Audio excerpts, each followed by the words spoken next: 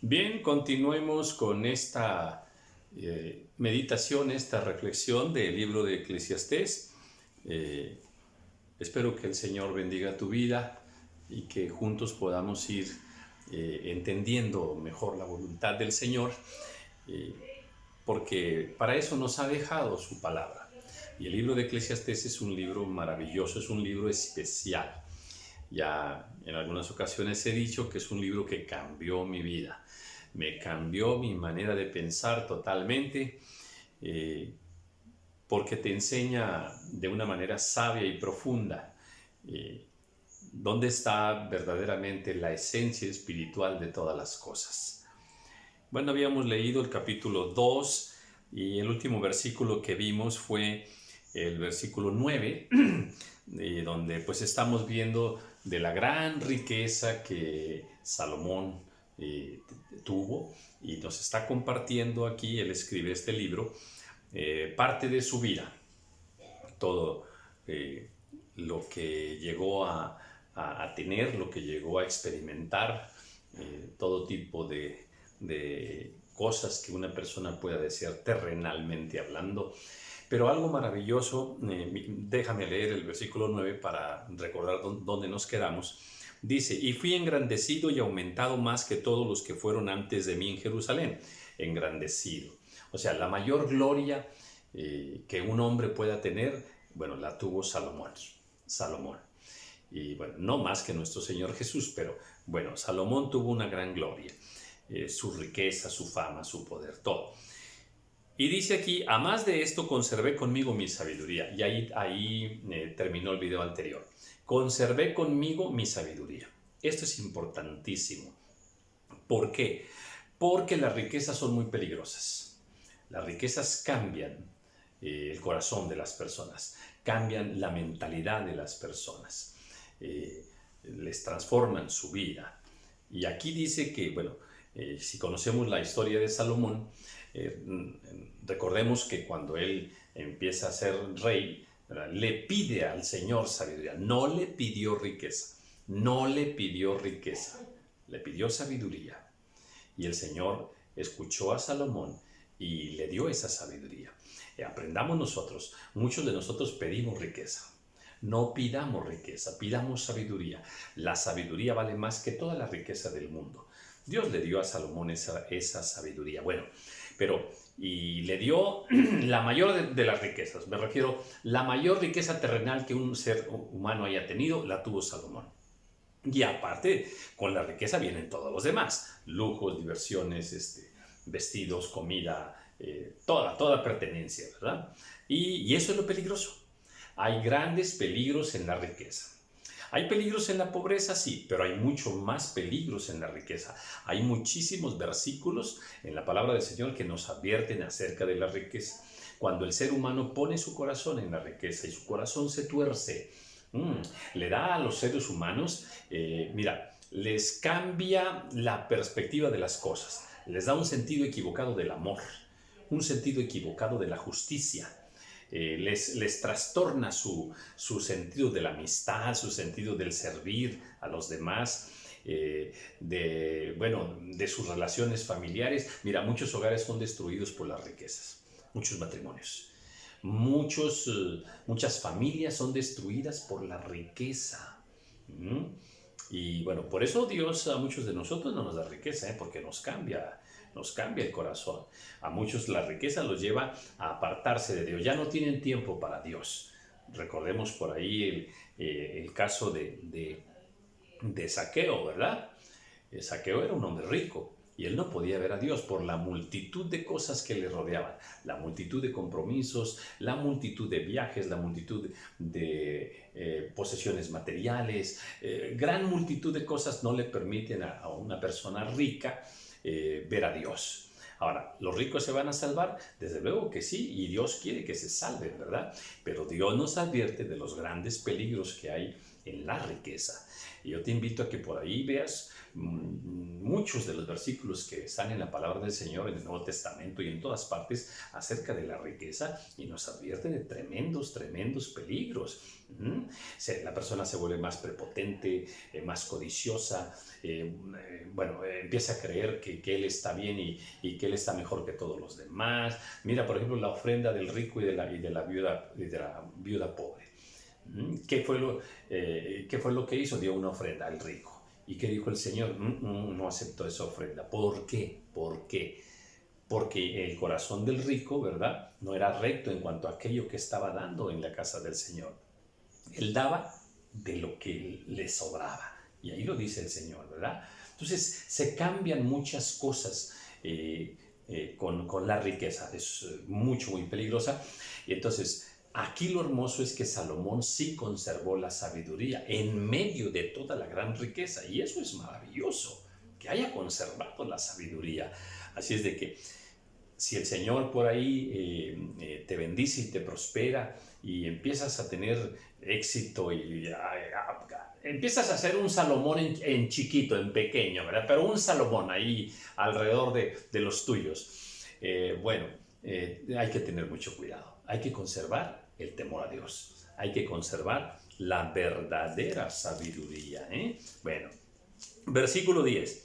No negué a mis ojos ninguna cosa que desearan, ni aparté mi corazón de placer alguno, porque mi corazón gozó de todo mi trabajo, y esta fue mi parte de toda mi faena. A ver, no negué a mis ojos nada. O sea, todo lo que una persona pudiera desear, todo lo tuvo Salomón. No le negó nada. Y no aparté mi corazón, dice, de todo gozo, de todo placer. Tuvo todos los placeres, todos los gozos los tuvo, los terrenales, ¿verdad? Amigos, pues a montón, ¿verdad? Fiestas a montón, regalos a montón, joyas a montón, ¿verdad? O sea, lo tuvo todo en demasía. Vimos la vez pasada, en el video anterior, cómo dice que amontonó plata como piedras. O sea, como piedras. Así tenía de plata. Y luego dice aquí que dice, porque mi corazón gozó de todo mi trabajo. O sea, a ver, aquí nos dice algo lindo. Toda esa riqueza que tuvo no es que se la robó, no. No es que, se la dieron. No. Dice que fue el fruto de su trabajo. O sea, toda esa riqueza que él obtuvo, la obtuvo a través del trabajo, a través de la sabiduría, a través de los dones y talentos que Dios le dio. Entonces, muchos de nosotros tenemos trabajo, sí. ¿Y por qué no nos va bien? ¿Por qué? Bueno, porque vamos a ir viendo aquí más adelante que no nada más es tener trabajo, no, hay que saber trabajar, ¿verdad? Y hay dos cosas importantes que se necesitan para trabajar. Una es la sabiduría para trabajar y la otra es la ciencia del trabajar. Y eso de la ciencia tiene Mira, poco se enseña de lo que es la ciencia. Cuando digo ciencia no estamos hablando de la ciencia de los científicos en términos generales, no. Estamos hablando del aprender a hacer aquella actividad de la mejor manera, de tal forma que te rinda el mejor fruto. Cualquier actividad. Si eres, no sé, un cocinero, pues que domines la ciencia de cómo cocinar. Si eres vamos a decir así rápido, un carpintero, bueno, pues que domines la ciencia de la fabricación de los muebles. Cómo usar mejor los materiales, cómo hacer los muebles más bonitos, más artísticos, ¿verdad?, de mejor calidad, en fin. Y así, la ciencia de todas las cosas. Bueno, para trabajar necesitamos ciencia.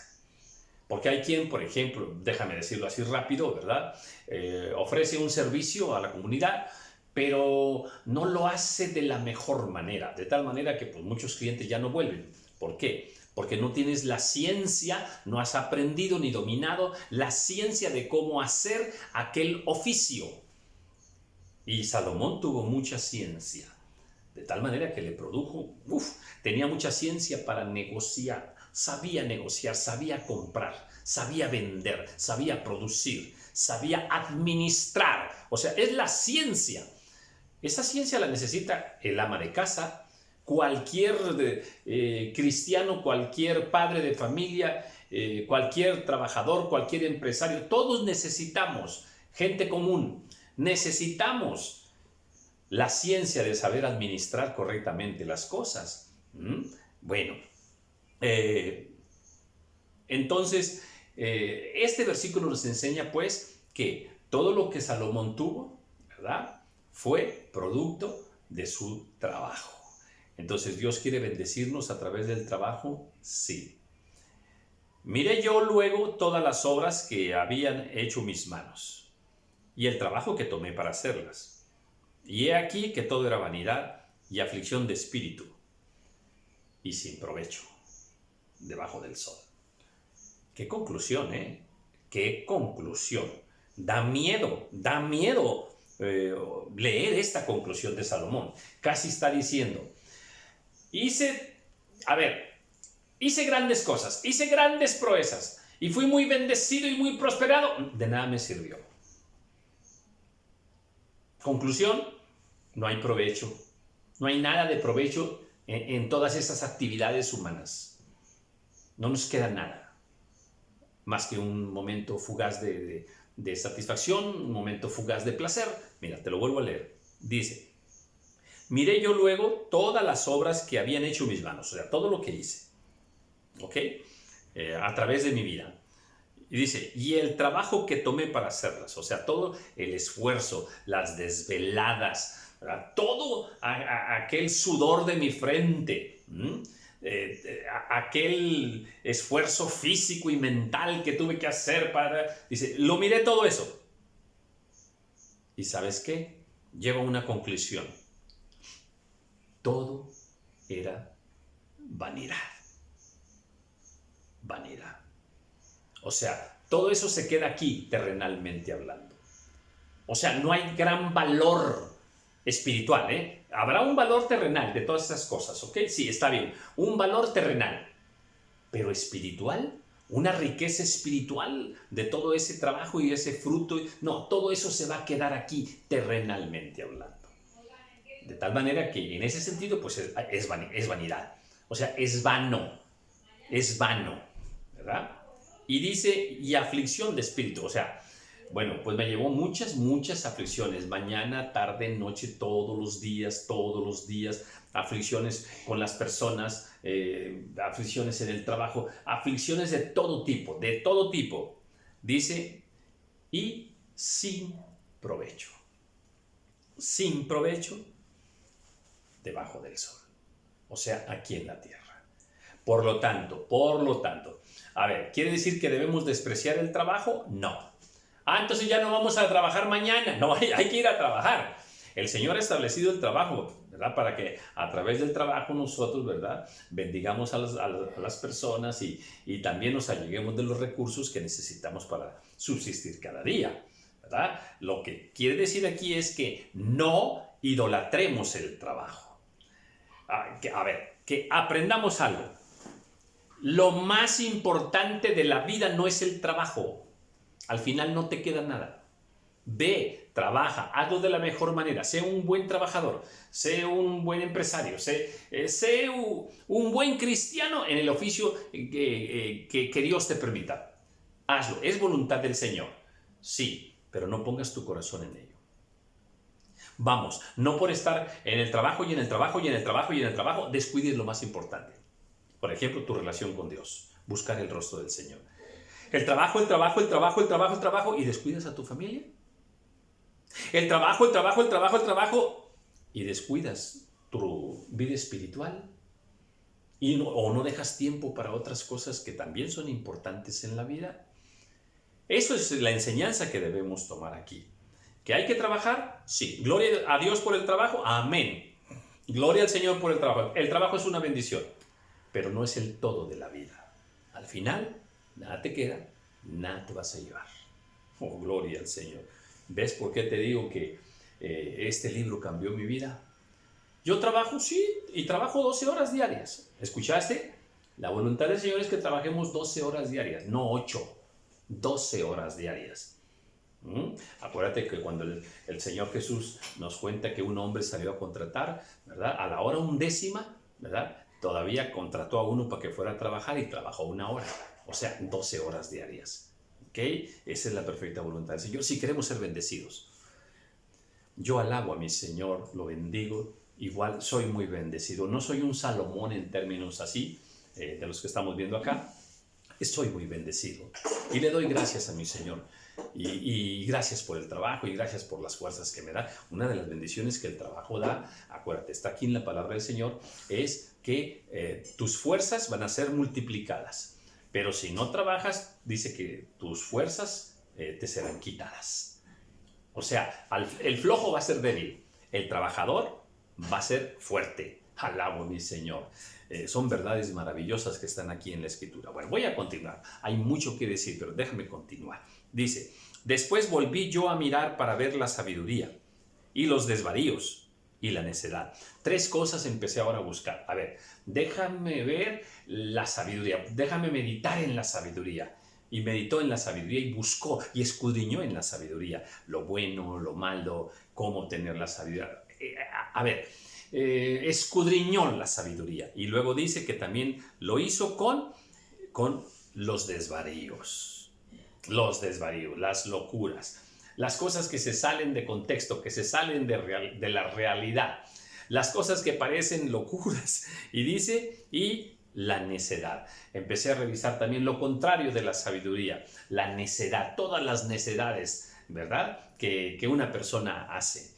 Bueno, y revisó todo eso y dice, porque ¿qué podrá hacer el hombre que venga después del rey? Nada, sino lo que ya ha sido hecho. Al principio mirábamos cómo no podemos hacer nada más allá de nuestra capacidad, nada más allá de nuestras fuerzas, nada más allá de nuestro entendimiento. Cuando hacemos algo más allá no es por nosotros, es por el poder del Señor. Es que el Señor obró con fe, con la fe que nosotros ejercitamos. El Señor hace prodigios y milagros a través de nosotros. Y el Señor multiplica muchas cosas, nos multiplica las fuerzas, nos multiplica los recursos, ¿sí? Pero esos son actos de fe, donde obra la mano poderosa del Señor. Pero nosotros somos muy limitados. ¿Qué podrá hacer el hombre? Dice, ¿qué podrá hacer el hombre que venga después del rey? Nada. Después del rey no hay nada. Amén. Después del rey no hay nada. Oh, gloria al Señor. Así es de que nosotros, bueno, vamos a trabajar, a hacer las cosas de la mejor manera y hagamos nuestro mejor esfuerzo hasta donde podamos. Mira, en estos días, por la gracia del Señor, ya me permitió comprar un terreno en un bosque, en las montañas. Es un bosque lleno de pinos, en medio de unas montañas maravillosas con una vista preciosa. Y bueno, hay la idea de hacer ahí algunas cabañas. Bueno, estamos en eso. Bueno, pues vamos a hacer hasta donde se pueda nada más. O sea, no estamos afanados por nada. Hoy hablé con algunos contratistas, hoy hablé con algún soldador, hablé con algunos carpinteros, ya les presentamos ahí los bocetos de todo, ¿verdad? Bueno, pero no estamos afanados. Si Dios nos permite, lo haremos. Si nos alcanza el tiempo de vida, lo haremos. Si nos alcanzan las fuerzas, lo haremos. La semana pasada, la antepasada, me lastimé mi espalda y estuve 15 días lastimado, una afectación fuerte de mi espalda. Yo aquí en este sillón donde estaba, como estoy ahorita, ¿verdad? Me arrastraba. Mira, número 1, no me podía mover. No me podía mover. Increíble, ¿no? Sin movimiento alguno. Y para cualquier cosa, con un dolor tremendo, me arrastraba y me arrastraba con un bordón, me tiraba hasta el suelo, en fin, pero no podía hacer ningún movimiento. Bueno, y con los planes y proyectos de hacer algo allá en las montañas, donde tienes que subir por la ladera, bajar, en fin, bueno, pues digo yo, bueno, pues no se puede ahorita, pues no se puede, ¿no? ¿Verdad? Eso que se espere. Dios sabrá si me restaura mis movimientos, mi agilidad del cuerpo, ¿verdad? Y bueno, ya lo hizo. Hace un par de días ya estuve por allá, ahora sí ahí anduvimos, subimos y bajamos, pero todo eso es por la gracia del Señor. Entonces, a ver, no nos afanemos por nada. Esta es una bonita enseñanza para la vida. No te afanes por nada. Es la voluntad del Señor. Reconócelo a Él. Y haz hasta donde puedas, hasta tu propio límite. Y encomienda al Señor todas tus obras. Y entonces vas a hacer muchas cosas impresionantes, ¿sí? Pero glorifica al Señor, porque es el Señor quien nos lo permite hacer. Aleluya, gloria sea su nombre. Entonces dice, y he visto que la sabiduría sobrepasa a la necedad, como la luz a las tinieblas. Bueno, había estado meditando en la sabiduría y en la necedad. Les comparó y encontró que la sabiduría sobrepasa en mucho a la necedad. ¿Se puede estudiar la necedad? Sí, yo tengo por ahí un estudio que lo subí por allí. Mira, recuerda, esto que yo hago aquí, que estas enseñanzas que estoy dando, no son predicaciones. No son predicaciones, son estudios bíblicos. Un estudio no es lo mismo que una predicación, ¿eh? Bueno, en uno de estos estudios hablé sobre el necio. ¿Quién es el necio? Pues el necio es el que se la pasa haciendo necedades. Pero allí, en ese estudio, especifico exactamente qué necedades hace el necio. Hace muchas necedades, ¿ok? Bueno, pues esas necedades están llenas de pecado, están llenas de injusticia, están llenas de cosas terribles que desagradan al Señor. Por lo tanto, la necedad debemos apartarla de nosotros. De hecho, hay un versículo que dice que la necedad está ligada al corazón del muchacho. O sea, en el corazón del ser humano hay necedad. Y Dios quiere trabajar en nuestras vidas para quitar esa necedad. Mira, yo ya tengo 64, estoy a unos 4 meses de cumplir 65 años y todavía debo reconocer que hay necedades en mi corazón, hay necedades en mi mentalidad, hay necedades y tengo que seguir trabajando para quitar esas necedades. ¿Por qué? Porque lo mejor es la sabiduría que la necedad. Seamos humildes y reconozcamos nuestras necedades, ¿sí? Pero quitémoslas para añadir sabiduría de parte del Señor. El sabio tiene sus ojos en su cabeza, mas el necio anda en tinieblas. Oiga, qué interesante, ¿eh? El sabio tiene sus ojos en la cabeza, o sea, en el lugar correcto, donde debe ser. Entonces, ¿y dónde tendrá los ojos el necio? ¿Verdad? ¿Dónde? ¿Verdad? Pues al menos en la cabeza no, o sea, no tiene sus ojos donde deben estar para que mire correctamente. Por eso es que el necio no mira correctamente, ¿verdad? El necio vive un desorden en su vida. Y eso es lo que le provoca pues esas necedades. Dice, mas el necio anda en tinieblas. ¿Qué le provoca las necedades? A ver, el sabio tiene los ojos puestos para ver correctamente, ordenadamente, en la cabeza. Si tiene los ojos puestos en la cabeza, pues puede ver perfectamente todo cómo es, cómo viene, ¿verdad? Con la sabiduría del Señor puede apreciarlo todo correctamente. Pero si los ojos no están en la cabeza, ¿verdad? Por nuestra necedad, ¿verdad? Entonces no vamos a ver correctamente las cosas. Pero aquí dice que el necio está en tinieblas. ¡Wow! Ese es el problema. Es que ese es el problema de la necedad. Su mente de un necio está en tinieblas. Su corazón está en tinieblas. Su vida está llena de tinieblas. Eso es lo que le produce la necedad. Dice entonces aquí, dice, mas el necio anda en tinieblas. Dice anda. Oh, esto dice mucho, ¿eh? Anda, ¿verdad? Anda con los amigos que no debe andar. Anda en lugares que no debe andar. Anda por caminos torcidos que no debe andar. Es que ahí anda en los caminos de tinieblas. Tremendo. Anda con los pecadores. Anda con los glotones. Anda con los mentirosos.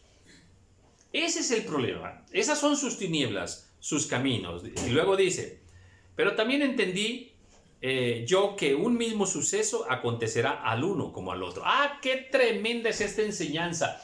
A ver, me quedan unos 5 minutitos. A ver, ¡qué tremendo! Dice, también entendí. Fíjense, Salomón dice que él analizó la sabiduría y la necedad también. Bueno, dice que encontró algo.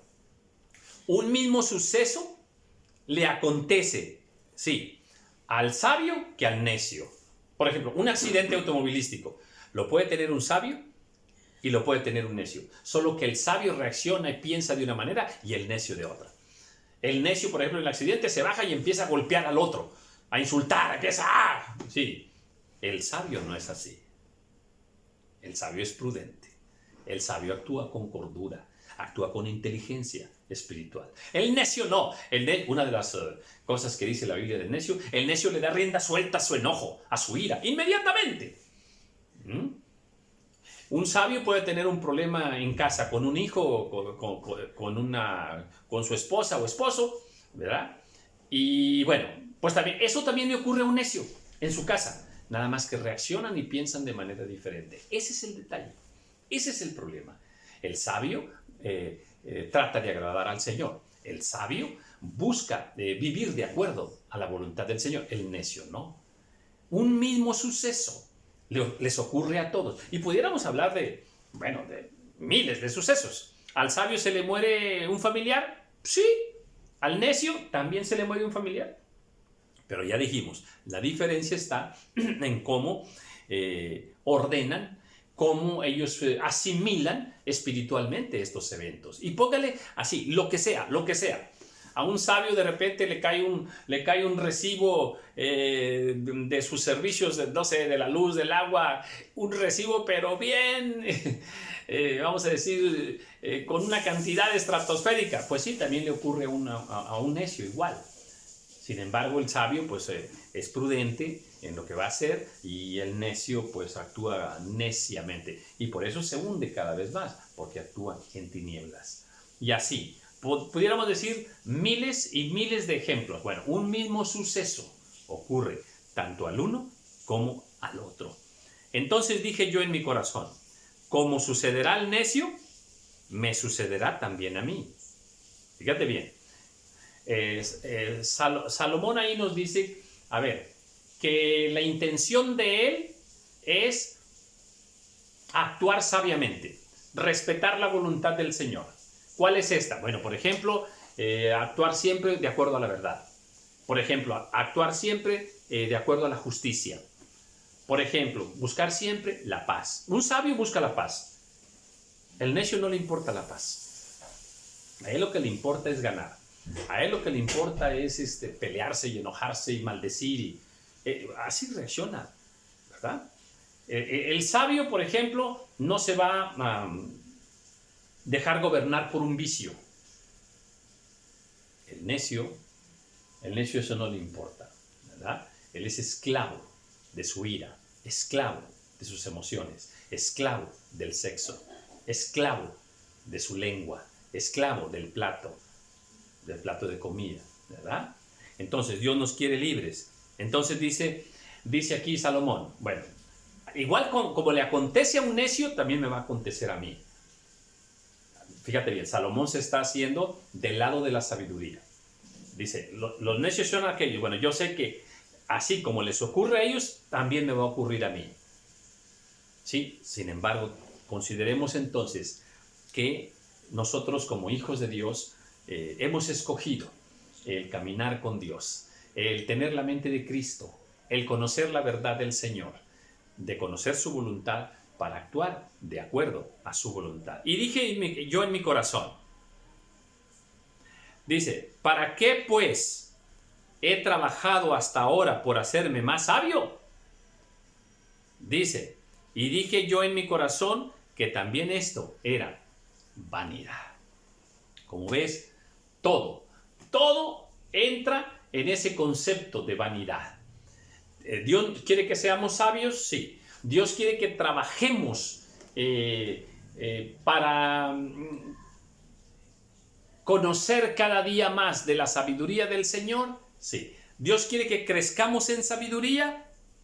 Sí, sí, pero no la sabiduría humana, porque la sabiduría humana es vanidad, pero la sabiduría de Dios, esa es eterna. Porque ni del sabio ni del necio habrá memoria para siempre. Ay, qué tremendo es esto, ¿eh? Tenemos un final. Tú, como hijo de Dios, como hija de Dios, tienes un final. Yo también, ¿verdad? Todos nosotros tendremos un final de vida. Y dice acá, dice, ni del sabio ni del necio habrá memoria para siempre. Esforcémonos ahora por ser buenos hijos de Dios, por ser buenos padres, buenas esposas, buenos amigos, buenos compañeros, buenos hijos, ¿verdad? Esforcémonos por ser las mejores personas, amar y servir y dar a los demás, ¿sí? Y amando a nuestro Dios con todo nuestro corazón. Esforcémonos. Sí, ¿por qué? Porque nuestro tiempo es breve sobre la faz de la tierra. Hace 3 días fui a visitar a mi hijo, a uno de mis hijos, y salió ahí con sus hijos, y le dije a la mayorcita, le dejé un mensaje, le digo, mira hija, te voy a dar una enseñanza. Lo mejor de la vida, lo más importante de la vida, es el Señor. Nuestra relación con Dios, caminar con Dios, amar a Dios. Y después de eso, hija, lo segundo más importante es nuestra familia. Esa riqueza espiritual en familia, el estar unidos, el amarnos en familia, procurarnos, aleluya, bendecirnos, oh, gloria al Señor. Entonces, ¿por qué? Porque el tiempo es breve. El tiempo es breve, mis amados hermanos. En este tiempo en que muchas personas han llegado al final de su vida a través de esta pandemia, ¿verdad? ¿Cuánto hemos ahora valorado? Mucho más lo que es la familia, los lazos familiares. Hoy nos tenemos, alabado sea el Señor. Aprovechemos que hoy estamos aquí, porque no hay memoria para siempre. Pronto te vas, pronto me voy, porque así está establecido en la palabra del Señor, que nuestro tiempo sobre la tierra es fugaz. Entonces dice, porque ni del sabio ni del necio habrá memoria para siempre, pues en los días venideros ya todo será olvidado, y también morirá el sabio, como morirá el necio. Así es que ahora estamos vivos, aleluya. Pues aprovechemos, seamos de bendición, llenémonos del Señor, alabemos al Señor, amemos al prójimo, sirvamos a los demás, aprovechemos, estamos vivos, oh, gloria al Señor. Si hay que pedir perdón, pidamos perdón, amén, amén, esto es importante. Limpiemos nuestro corazón en nuestra relación para con los demás, seamos de bendición para con los demás, oh, gloria a Cristo, amén. Seamos una fuente llena de amor, de gozo, de paz, para compartir con aquellos que están a nuestro alrededor, porque nuestro paso por la tierra es muy, muy fugaz. Bendiciones.